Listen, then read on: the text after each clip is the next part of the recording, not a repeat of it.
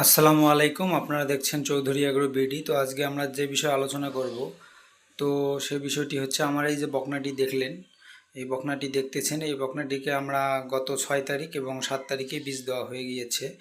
এবং আমি আপনাদেরকে ভিডিওটি করতে মানে ভিডিওটি করে দেখাতে পারিনি কে বীজ দিয়েছে। তো যিনি বীজ দিয়েছে তিনি হচ্ছেন আমাদের কুড়িগ্রাম জেলার সবচেয়ে সুনামধন্য ডাক্তার দীনেশ চন্দ্র দাস। হ্যাঁ, হয়তোবা নামটাতে একটু ভুল হতে পারে, কিন্তু আমরা দীনেশ দা বলে ডাকি তাকে। তো তিনি অনেক এই কর্মী হিসেবে অনেক একজন অভিজ্ঞ এবং অনেক নামধারী ডাক্তার।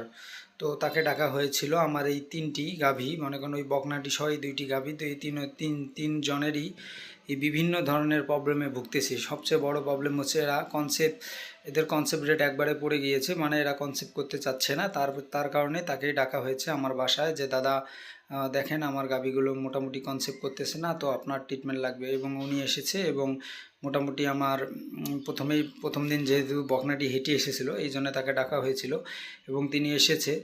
আসার পর বকনাটিতে মোটামুটি ওয়াশ দিয়ে বীজ দিয়ে গিয়েছে এবং তারপর 6 তারিখ বীজ দেওয়ার পর 7 তারিখ আবার এসেছিল, আবার তাকে ডাকা হয়েছে এবং তিনি আবার ওয়াশ করে আবার বীজ দিয়েছে। এবং এবং তার উম, তার কাজ, মানে তার হাতের কাজ অনেক ভালো, অনেক দক্ষ তিনি। তো তিনি মানে জড়াইতে হাত দিলেই বুঝতে পারেন যে কোন গাভীকে, মানে কোন গাভীর কী সমস্যা হয়েছে বা কোন বকনার কী সমস্যা হয়েছে এবং কী ট্রিটমেন্ট দিতে হবে, দিলে গাভীটি ইনশাল্লাহ কনসেপ্ট করবে।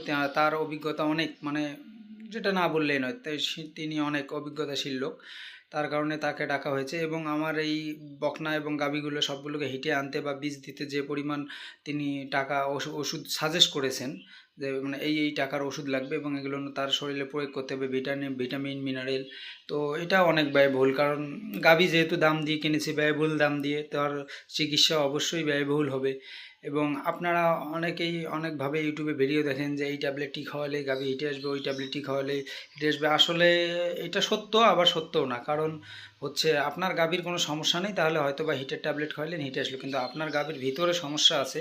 এবং আপনি যদি একজন দক্ষ এই কর্মী দ্বারা বা একজন দক্ষ, হ্যাঁ ওইটাই, এই কর্মী বা ডাক্তার দ্বারা যদি আপনি আপনার গাভীর চিকিৎসা না করান, তাহলে আপনার সেই গাভীকে আপনি কখনোই কনসেপ্ট করাতে পারবেন না, গাভী হোক বকনা হোক। তো আপনারা যখনই যেটাই করেন না কেন ভালো ডাক্তারের শরণাপন্ন হবেন, তাহলে ইনশাল্লাহ আপনার খামার টিকে থাকবে।